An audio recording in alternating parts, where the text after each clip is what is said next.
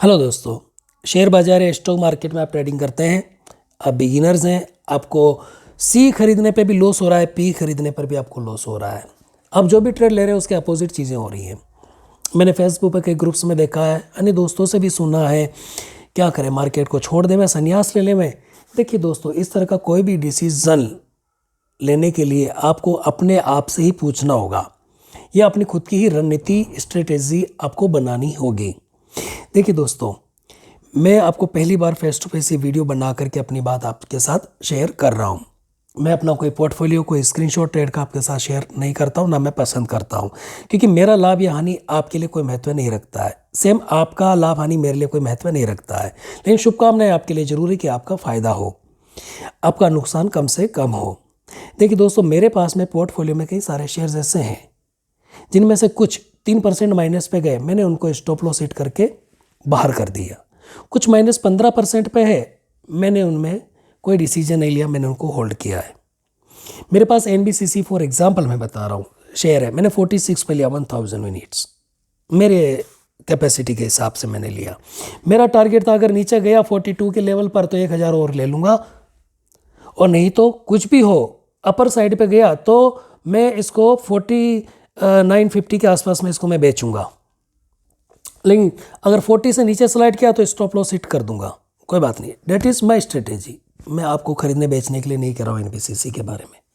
अब दूसरी बात मैं आपको बताता हूँ कि इस समय ग्लोबल मार्केट्स में अंतर्राष्ट्रीय सीमाओं पर हलचल हो रही है, पॉजिटिव नेगेटिव न्यूज़ आ रही हैं। पाकिस्तान की हो, चाहे चाइना की हो, यूक्रेन की हो, रसिया की हो, अमेरिका की हो, साउथ अफ्रीका की हो, किसी की भी कुछ भी मैटर हो सकता है। ये हमारे कंट्रोल में नहीं है। बैंकिंग सेक्टर हमारे कंट्रोल में नहीं है, किस बैंक में क्या फ्रॉड सामने आ जाए, किस कंपनी ने किस बैंक के साथ क्या फ्रॉड किया है, या बैंक ने ही क्या फ्रॉड कर दिया है आम जनता के साथ। This things are not in our control. लेकिन एक चीज़ हमारे कंट्रोल में, वो है हमारा एटीट्यूड या हमारा बिहेवियर। मैं डिसाइड करूंगा कि मुझे किस लेवल पे एंट्री करनी है और किस लेवल पर एग्जिट करनी है। एग्जिट दो तरह का हो सकता है, या तो मेरे प्रॉफिट लेवल पर या फिर स्टॉप लॉस लेवल पर। स्टॉप लॉस करना है नहीं करना है आप लोगों से मत पूछिए, टेक्निकल चार्ट लगाइए, देखिए फंडामेंटल चेंज हो जाए, कोई न्यूज़ आ जाए तो आपका टेक्निकल भी बेकार का हो सकता है, शायद 99% या 100% भी। डिपेंड करता है आपने किस सेक्टर का, किस कंपनी का कोई शेयर चुना है और किस समय चुना है। लेकिन no news is good news, आप हम सब जानते हैं इस बात को। देखिए दोस्तों, मैं आपको यही समझाना चाह रहा हूँ अपनी बात, कि मेरे पोर्टफोलियो में अगर कोई शेयर है तो मैं उसको कब स्टॉप लॉस करूँगा, ये डिसीजन मेरा लेना होगा मुझे। दूसरी तरफ फंडामेंटल स्ट्रॉन्ग है, रखना नहीं रखना ये भी डिसीजन मैं लूँगा। तीसरी बात, ट्रेडिंग करूँ ना करूँ, इंट्राडे करूँ ना करूँ, ये डिसीजन मेरा है। और मेरा डिसीजन क्या है? No trading until everything looks okay, back to normal. चीज़ें सारी फेवरेबल नहीं होती हमेशा, लेकिन जो अंतर्राष्ट्रीय स्तर पे चीज़ें हो रही है वो जब तक नॉर्मलाइजेशन में ना आ जाए, मैं ट्रेडिंग नहीं करूँगा, ये मेरा डिसीजन है। कब तक नहीं करूँगा ये भी मेरा डिसीजन है। हो सकता है मैं कल से करने लग जाऊँ, हो सकता है कि मैं अभी शाम को बैठ करके कमोडिटी में कोई ट्रेड ले लूँ। That would be my decision. फिलहाल 4-5 दिनों से no trade is a good trading strategy, ये मैंने अपनाया है, और 4-5 दिनों से मैंने कोई ट्रेड नहीं लिया तो कोई लॉस भी नहीं लिया है। पोर्टफोलियो में कोई शेयर था जहाँ स्टॉप लॉस लगा, स्टॉप लॉस किया। जहाँ मुझे लगता है कि मुझे इसको रखना चाहिए मैंने रखा, जिसमें मुझे लगा एवरेज करना चाहिए मैंने एवरेज किया। एवरेज करे ना करें ये भी लोगों में कई सारे जो है इसको लेकर के अफवाहें हैं, मिथ्स हैं। कोई कहता है एवरेज करना बुरा है, कोई कहता है एवरेज कर लो अच्छी बात है। नहीं, देखिए दोस्तों, ये आप डिसीजन ले सकते हैं।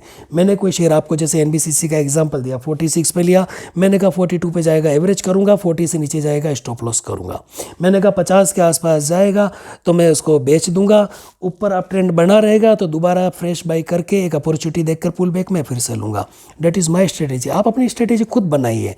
ट्रेड विद देव मेरे चैनल का नाम है यूट्यूब पर। आप यूट्यूब पर जाकर के ट्रेड विद देव मेरा चैनल देखिए, वहाँ पर मैंने आपके साथ अपने एक्सपीरियंस, अपना नॉलेज आपके साथ शेयर किया। समझिए, आपको कोई कमी लगे बताए, क्वेश्चन करिए।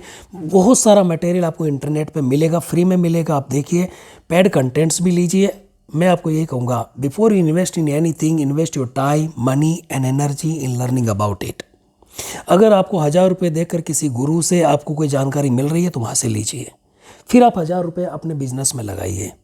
अगर आपको लगता है कि 10,000 देकर के मुझे कोई कोर्स सीखने को मिल रहा है, और अगर मेरा 10,000 5,000 का नुकसान होने से बचेगा और पहले ट्रेड में मैं 5,000 2,000 कमा लूँगा, इस तरह से करके एक महीने में 10,000 वापस वसूल कर लूँगा, तो वहाँ 10,000 लगाइए, वो बेहतर है बजाय इसके कि आप नुकसान करते जाए और फिर फेसबुक पे या व्हाट्सएप ग्रुप पे या क्या बोलते हैं टेलीग्राम चैनल्स पे या दोस्तों को, हाँ पूपा जी नमस्कार, क्या करें यार बताइए आप, अरे जीजा जी बताइए क्या करें, अरे मित्र यार तूने क्या करा उस शेयर का, ये सब करिए बंद। टिप्स लेना देना बंद करिए, टेक्निकल समझिए, टेक्निकली क्वेश्चन करिए कि यार ये लेवल पर ये शेयर आ गया, क्या करना चाहिए, मेरी ये समझ है।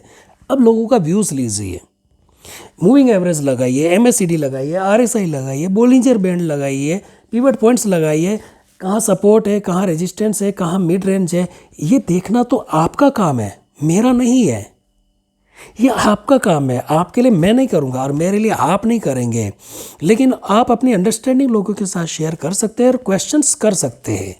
अगर आपको डाउट है, आपने मूविंग एवरेज लगाया, फॉर एग्जांपल आपने मूविंग एवरेज 200 लगाया, आप इंट्राडे कर रहे हैं, आपने देखा कि यार ये लेवल मुझे इससे बाइंग और सेल का समझ में आ रहा है, आपको डाउट है, आपने क्वेश्चन किया, डेट्स अ गुड क्वेश्चन।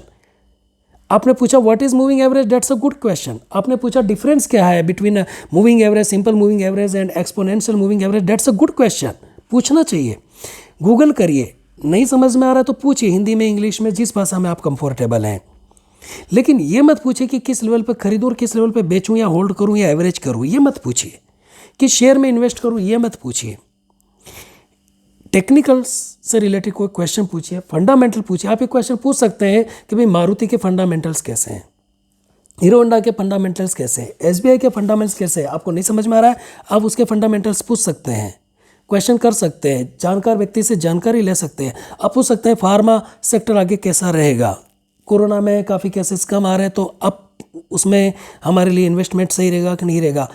ये एक जनरल क्वेश्चन आप पूछ सकते हैं, लेकिन स्ट्रेटेजी आपकी होनी चाहिए।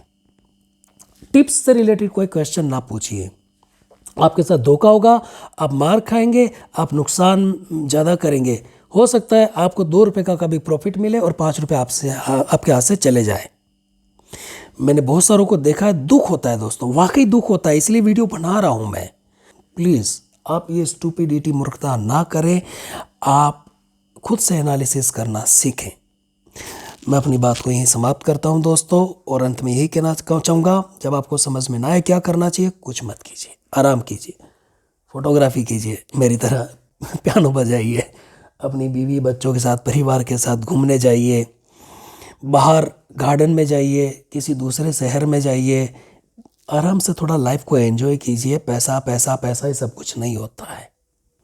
आप सभी का धन्यवाद।